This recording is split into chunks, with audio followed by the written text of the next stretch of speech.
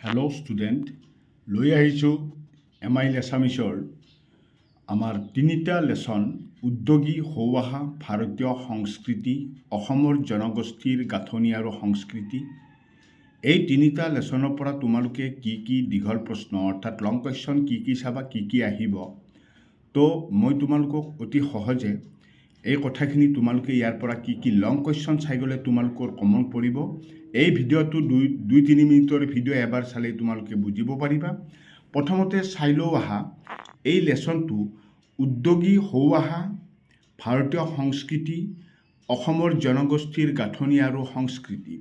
এই তিনিটা লেচনৰ পৰা তোমালোকৰ মুঠ 10 নম্বৰ থাকিব। এই 10 নম্বৰটো আমাক কেনেদৰে বিতৰণ কৰি দিব মই তোমালোকক বুজাই দিছোঁ। তিনিটা লেচন মিলি তিনিটা পাঠ মিলি 10 নম্বৰ থাকিব। নাম্বাৰ 1ত চোৱা অতি চমু উত্তৰ লিখা, এই থাকিব 2টা। এই 2টা প্ৰশ্নৰ কাৰণে তোমালোকৰ এক কৰি 2 নম্বৰ থাকিব। ইয়াত 2টা প্ৰশ্নই থাকিব, তোমালোকে 2টা প্ৰশ্নৰেই উত্তৰ কৰিব লাগিব। 2 নম্বৰত চোৱা চমু উত্তৰ লিখা, যিকোনো 2টা লিখিব লাগিব। 2 নম্বৰৰ প্ৰশ্ন এতে থাকিব তোমালোকৰ 4 নম্বৰ। ইয়াত কিন্তু তোমালোকে কুৱেশ্যন 3টা পাবা, 2 নম্বৰৰ প্ৰশ্ন 3টা পাবা, অৰ্থাৎ 3টা লেচনৰে এটা কুৱেশ্যন থাকিব, তাৰে যিকোনো তোমালোকে 2টা লিখিব লাগে। 3 নম্বৰত চোৱা দীঘল প্ৰশ্ন এটা থাকিব, তলত যিকোনো এটা প্ৰশ্নৰ উত্তৰ লিখা দীঘল প্ৰশ্ন। ইয়াত কিন্তু তোমালোকে কুৱেশ্যন 2টা পাবা, লিখিব লাগে এটা। তো গতিকে তোমালোকে এই দীঘল প্ৰশ্ন যে তোমালোকৰ 2টা থাকিব, তাৰে যিকোনো এটা লিখিলে হয়। এতিয়া তোমালোকে এই চিলেবাছখন যদি ভালদৰে লক্ষ্য কৰা, তেতিয়াহ'লে তোমালোকে তিনিটো লেচনৰে, তিনিটো পাঠৰে তোমালোকে শ্বৰ্ট কুৱেশ্যনখিনি তোমালোকে চাব লাগিব। তাৰমানে 1 নম্বৰ আৰু 2 নম্বৰৰ কাৰণে যিখিনি লাগে সেইখিনি আমাক চাব লাগিব। কিন্তু 4 নম্বৰৰ দীঘল প্ৰশ্নটোৰ কাৰণে তোমালোকে তিনিটো পাঠৰ পৰা, তিনিটো লেচনৰ পৰা তোমালোকে দীঘল কুৱেশ্যন নাচালেও হ'ব। তোমালোকে যদি এটা লেচন অৰ্থাৎ উদ্যোগী সৌৱাহা পাঠটো যদি তোমালোকে ভালদৰে চোৱা, তো তেতিয়াহ'লে তোমালোকে বাকী 2টা নাচালেও হ'ব। তো তথাপিতো মই তোমালোকক দি দিছোঁ, তোমালোকে এবাৰ চাই লোৱা। প্ৰথমতে আমি চাই লওঁ আহা উদ্যোগী সৌৱাহাৰ পৰা তোমালোকে লং কুৱেশ্যন এইবাৰ কি চাবা।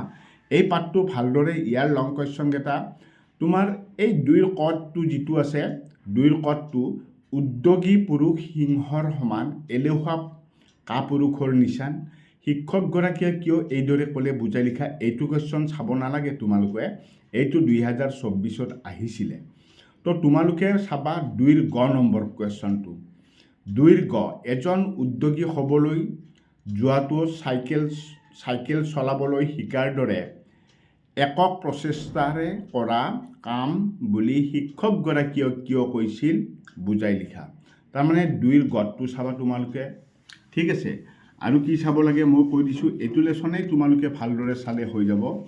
এতে চোৱা 2ৰ গটোৰ পিছত তোমালোকে এই 3 নম্বৰৰ কুৱেশ্যনটো চাবা, ইনফোচিছ কোম্পানীৰ প্ৰতিষ্ঠাপক কোন আছিল, লং কুৱেশ্যন সেইটো চাবা।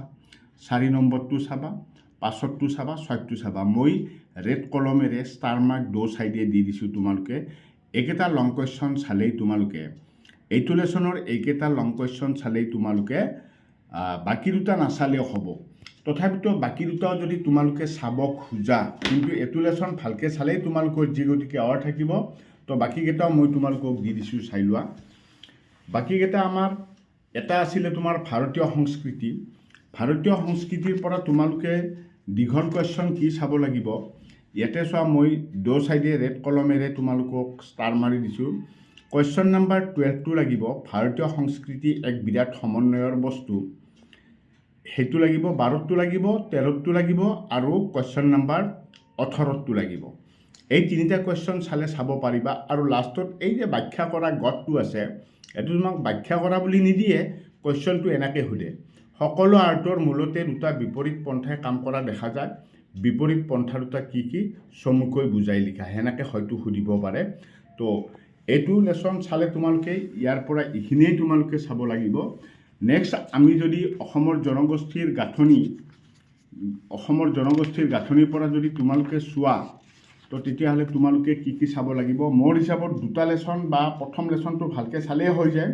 যদি এইটো লেচনো তোমালোকে চোৱা, এইটো লেচনৰ পৰা কুৱেশ্যন নাম্বাৰ 4টো চাবা, কুৱেশ্যন নম্বৰ 5টো 2024ত আহিছে নালাগে আৰু কুৱেশ্যন নম্বৰ তোমাৰ 7 নম্বৰটো চাবা লগে লগে সংস্কৃতি ৰূপান্তৰ ঘটিল সেই কুৱেশ্যনটো চাবা আৰু নাম্বাৰ 8ৰ যিটো আছে সেইটো ভাৱ বহলাই লিখিব দিয়ে কেতিয়াবা আঠৰ কটটো দেখা যায় সকলোকে বান্ধি থোৱা এনাজৰীডাল আছিল অসমীয়া ভাষা সেইটো ব্যাখ্যা কৰা হিচাপে নিদিয়ে তো এইখিনি বস্তু তোমালোকে ভালদৰে চাবা মেইনলি দুটা লেসন তোমালোকে ভালদৰে চাবা কাৰণ কিয়নো এই সিলেবাসখন তোমালোকে ভালদৰে চাই লোৱা উদ্যোগী হৌৱাহা ভাৰতীয় সংস্কৃতি অসমৰ জনগোষ্ঠীৰ গাঁথনি আৰু সংস্কৃতি তিনিটা মিলিহে 10 আহিব তো গতিকে তোমালোকৰ থাকিব প্ৰথম যি দুটা কুৱেশ্যন থাকিব 1 নম্বৰৰ দুটা প্ৰশ্ন সেই দুটাত নাপাবা 2 নম্বৰ প্ৰশ্ন যে থাকিব 2 নম্বৰৰ দুটা যে থাকিব তাতে তোমালোকে তিনিটা পাবা দুটা লিখিব লাগে অৰ্থাৎ তিনিটো লেসনৰ পৰা এটা দিব আৰু 3 নম্বৰত যে দীঘল প্ৰশ্ন এটা দিব